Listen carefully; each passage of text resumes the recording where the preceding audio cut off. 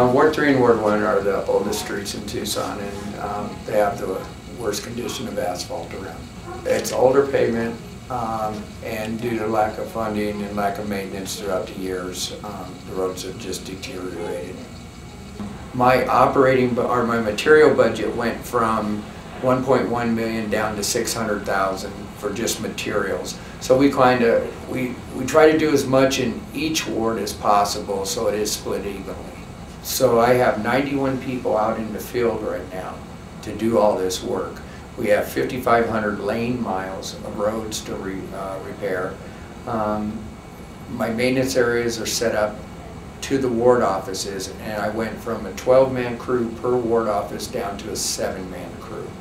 The most common calls we get, and I think the most common calls that any governing, offices, these city councils throughout the nation get is, are related to potholes and barking dogs and just simple everyday quality of life calls, So definitely potholes is something that we hear about often. And a lot of people are concerned about, the damage to their cars.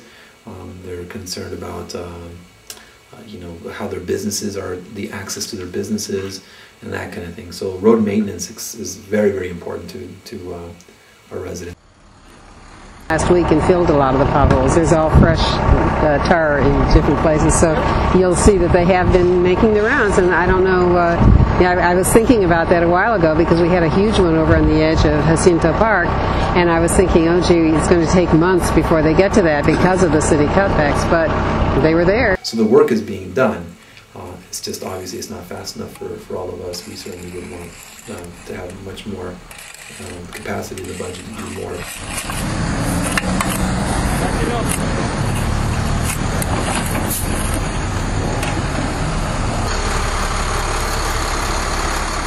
My material budget has decreased, which means I can't buy as much materials to fix things.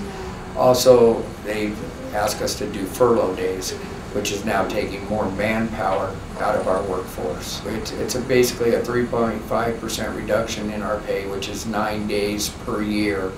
So almost 2 weeks per year we're not getting any work done on the streets.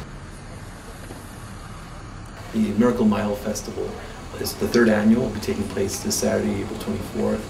And really it's a celebration of the revitalization of the Oracle area corridor. That area, was very blighted at one time. There was a lot of problems with prostitution, drugs, and that kind of thing. But in its heyday, years ago, it used to be the gateway into Tucson. Oracle, before the freeway was even existed, Oracle was the way folks would come into Tucson, and they would see these wonderful neon signs and hotels and clubs and all kinds of beautiful motorhomes, motor courts and that kind of thing. The people involved with this festival are working really hard to try to partner with businesses and neighborhood associations to bring this area back to its original, glory days. And people are really happy about the progress. Crime has gone down, businesses are really involved, neighborhood association leaders and residents are engaged. We have reduced our own budget here at the Ward 3 office. We're doing more with less staff. We're not able to go out and meet with neighborhood associations as much as we have in the past. But basically it's forcing us in a positive way to be smarter, to be more efficient, to work smarter. I think in a lot of ways it's going to make the people who live in the neighborhoods have to really open their eyes a little bit and say, wait a minute, this is our place. We want it to look a certain way. We want it to be a certain way. And maybe force them to get involved a little more. Because it's been real easy, as in much of America, we've fallen back on the government to feed us and to do everything for us. And we can't do that so much now. So that's not a bad thing, I don't think. We are working with our police officers and trying to be more efficient with their time. It's interesting though, we're getting calls from folks, but then we're also sensing that constituents understand that they have to really step up as well. Because when there's less resources, we have to find ways to be innovative and work in partnership. Are people feeling it? Yeah. Is it difficult? Absolutely. Services have been affected.